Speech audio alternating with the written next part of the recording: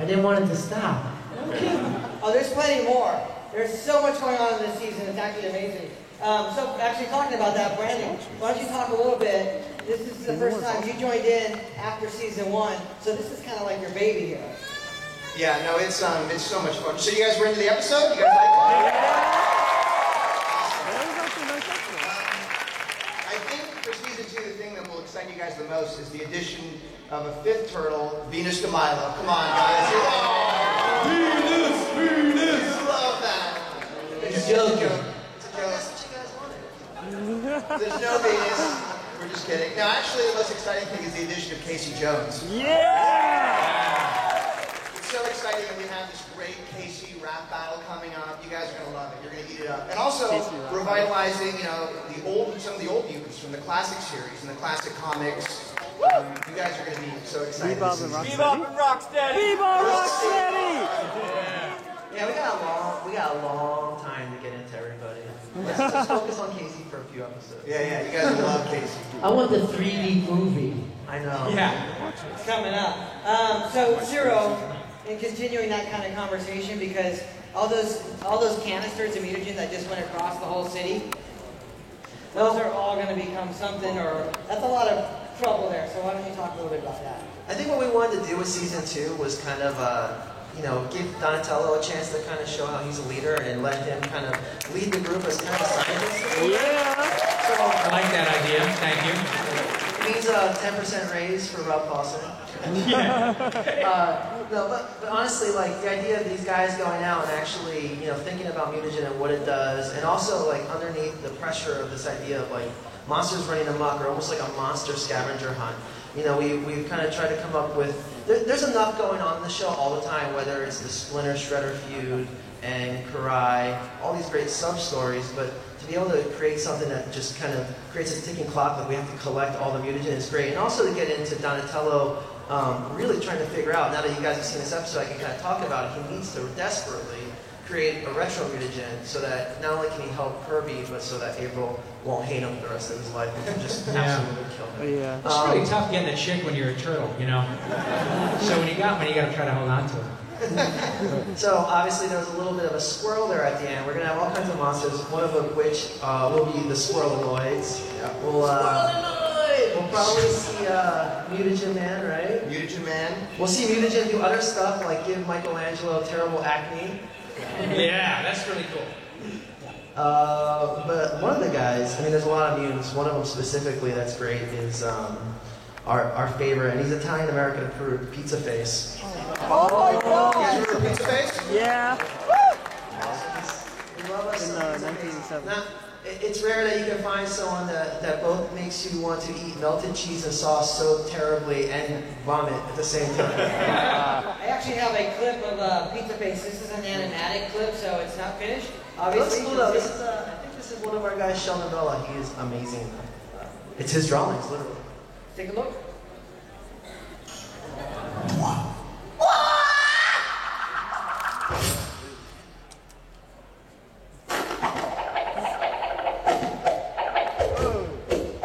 The jig is up, Pizza Face! Pizza face? I like that. Because I like a pizza and for the face. Get him!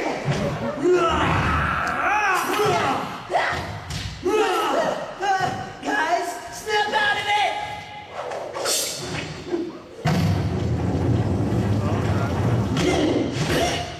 Oops, sorry, D.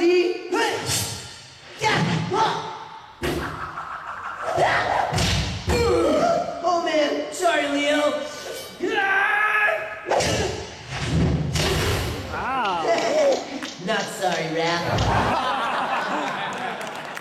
So done. Isn't it amazing what Zero and the Nickelodeon crew does from all these steps to get it from that to what it looks like? It just keeps getting better. I've never seen an animated show on TV that looks as amazing and so next level as our show. Really. Isn't it amazing how Michelangelo is literally just Michael Sykes? Greg Sykes. We actually have a picture of Pizza Face here, and it's all his cheesy flesh. Oh, okay. That's not bad. That's so spicy. I don't know if I can sausage again. It'd be great for a Clearasil commercial, huh? Actually, I got another little clip here because one of the best things about this whole episode is that we get to see Mikey and his culinary skills. So I had to show this. It's so funny.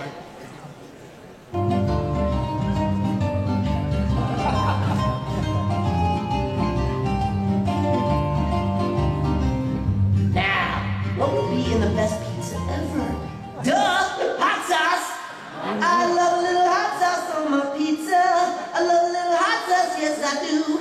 But hot sauce isn't hot without sardines, son. It just tastes like a pile of sticky goo. Some protein from a pile of worms, some garlic chives and marshmallows too. But wait a second, boo! If you please, I'm missing the most important part, cheese!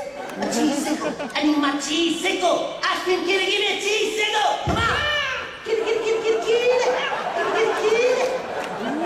This is all kinds of wrong.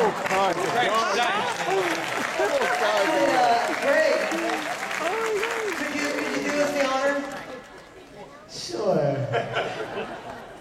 I love a little hot sauce on my pizza. I love a little hot sauce, yes I do. But a hot sauce isn't hot without sardines, son. It just tastes like a pile of sticky goo. Some protein from a pile of worms, some garlic chives and marshmallows too. But wait a second, fool. If you please, I'm missing the most important part. Cheese! A cheese sickle, I need my cheese sickle. Ice cream kitty, give me some cheese sickle. Come on, kitty, kitty, kitty. Come on, kitty, kitty, kitty.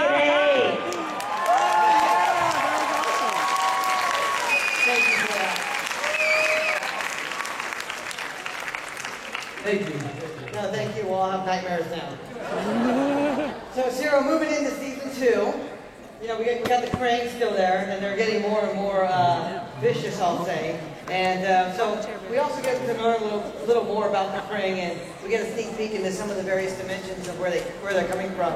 You want to just talk about that a little bit? Well, yeah, like real briefly, basically, Krang are from Dimension X in our series, and we've hinted and talked about it a little bit. But we're actually going to see, towards the end of the season, we're actually going to spend a whole episode in Dimension X. It's pretty amazing. Okay, that's It's quite the undertaking. But even all through getting up to that, we get into some interdimensional trouble, and at one point, actually, the Turtles, we talked about the 80s Turtles, they actually rip open the 80s, a dimension into the 80s. And we have a little cameo of the 80s Turtles. It's just a little cameo. Just a little cameo. You guys, We actually had Rob speaking to himself. I know. And I gotta tell you, it was so bitchin' to see. Honest to God, it is. And I said this last year, and it's such a profound thrill to be able to do this and to see what amazing support the show has. And I swear to God, no pun intended, but to be working on such an evergreen franchise, it's astonishing, really. And to have the other three guys, Cam Clark and Townsend Coleman and Barry Gordon come in was really surreal in the coolest way. But what is so great about another shot at this, in addition to this incredible outpouring of love and affection, is to have people come up to me sort of in the 25 to 35-year-old range and say, you know what, I gotta tell you, man, I wasn't so sure about this new Ninja Turtles thing because, man, you're screwing with my childhood, and all that stuff. Like we would actively go out and try to screw up your childhood. But then what inevitably happens, and it's happened here probably a dozen times today, is people come up and say, you know what, I am crazy about the new show because the people who are making it get the mythology. They completely respect the audience. They understand the characters. The show is made with so much love. It is. It's a huge thrill to be part of it, and to see a bunch of people who are kind of on the fence now totally embracing the show is astonishing. So thank you so much for paying attention. Thank Nickelodeon. Yeah. Nickelodeon knows what they're doing. This show is just a love fest, as you can tell. Yeah. Wait, so I have to keep moving because we got a lot more stuff I want to show. And you guys want to see more sneak peeks and... Another episode. Why not? I gotta keep going. So, Brandon, talk a little bit about April and some of her psychic powers because she starts to get that more in tune as the series goes on. So. Well, as season 2 develops, we'll get to see more of April's psychic abilities, and we'll find out more about her connection to the Krang. And in season 2, we discover a mysterious investigator named Kurtzman who knows more about the Krang invasion and April's powers than anyone else. So let's watch a clip. Wow, you just went right through it, yeah. There you go. Watch it in clip.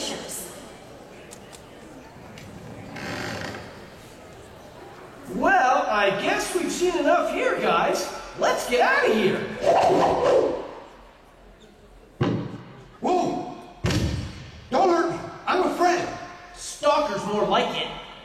After all these months, finally face to face with the talking Ninja Turtles and April O'Neil herself.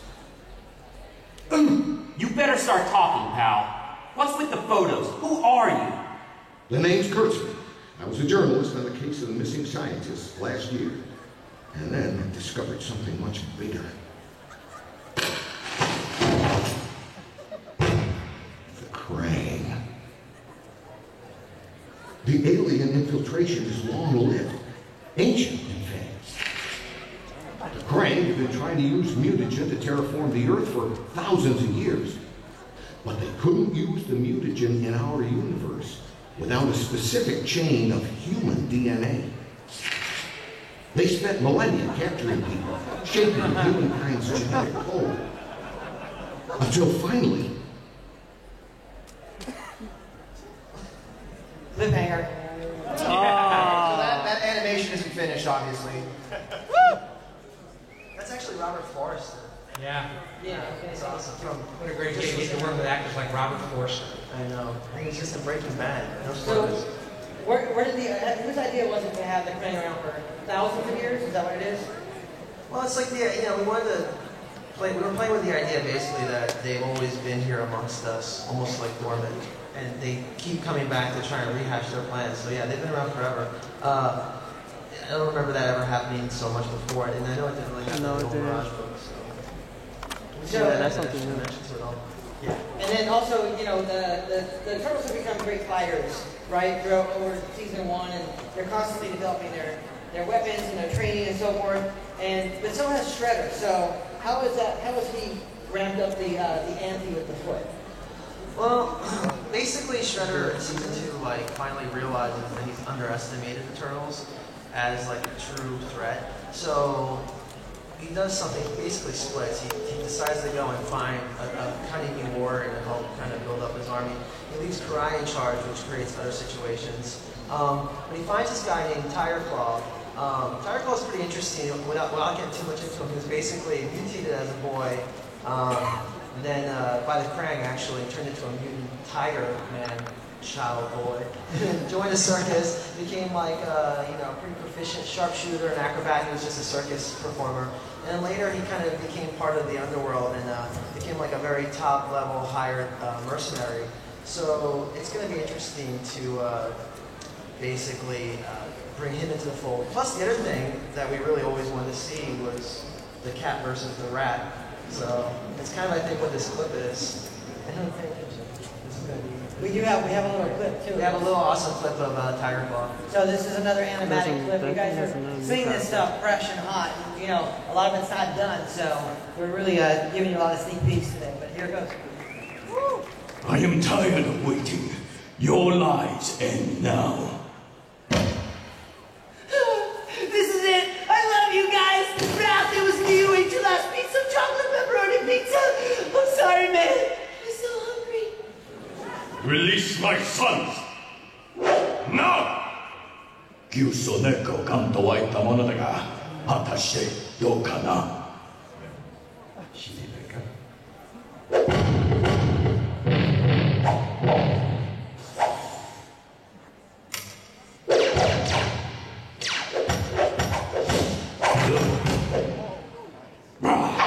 I prefer to slice you into bite-sized pieces.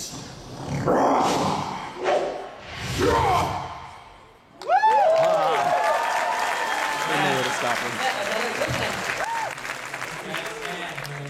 actually want to go to Hoon real quick because Hoon, you were a huge fan of the Mirage comics, right? Way back in the day.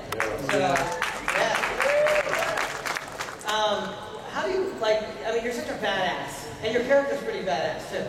How do you feel about all these things that are being incorporated from the comic books and being reinvented to today? I think Rob touched upon it best when he said that, the first season we were hoping to kind of honor the legacy, but also start to forge our own take on it. And we were just hoping that people who had known the franchise before would come out and force and support, and that absolutely happened. So again, thank you for that. Yeah. But it's part of the opportunity now moving forward is to build off that foundation and start to really explore new terrain. And I think that that's the stuff that's really exciting for me to see in the second season. There's things that maybe were less developed in some of the comic books, or characters that maybe had that were fleshed out less, are being deepened and they're being richer. And in that way, you can kind of keep the focus on what has come before, but also start to round it out a bit more and start to make the entire stew a bit more tasty.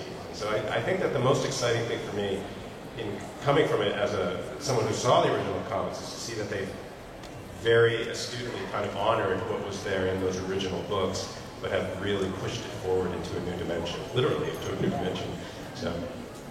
Very cool. And I forgot to do this earlier in the show, but I really wanted to give a shout out to, he's not here today. I know he's flying in tonight, so he will be at Comic-Con later, but Kevin Eastman. He's really a big supporter. He's been a consultant on the show. He's just an amazing, amazing guy. And he's become quite a few friends of all of ours, so we just really appreciate him. So we have to give a shout out. We love him. I think we have actually a couple extra minutes to do some Q&A. So, are there some microphones lined up in the aisles? Careful. We only got a few minutes. It's not a contact sport, kids.